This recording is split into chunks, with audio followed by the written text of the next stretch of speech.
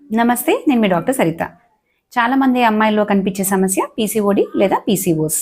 ఈ 3 లక్షణాల్లో ఏ 2 లక్షణాలు కనిపించినా కూడా పీసీఓడిగా గుర్తిస్తాం. ఇర్రెగ్యులర్ పీరియడ్స్, నెలసరి క్రమంగా రాకపోవటం లేదా కొంతకాలంగా ఆగిపోవటం.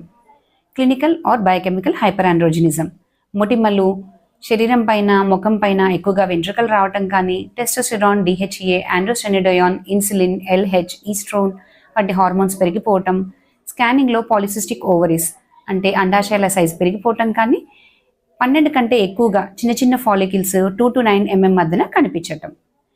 పీసీఓస్ని నిర్ధారించే ముందు ఇలాంటి లక్షణాలు కనిపించే other conditions like thyroid, prolactin hormone సమస్యలు, Cushing syndrome, congenital adrenal hyperplasia, androgen levels పెంచే ట్యూమర్స్ కానీ లేదా కొన్ని రకాల మందులు కానీ ఏమైనా ఉన్నాయా రూల్ అవుట్ చేసుకోవాలి. పీసీఓస్ గురించి మరికొన్ని విషయాల కోసం నెక్స్ట్ వీడియోలో తెలుసుకుందాం. Thank you.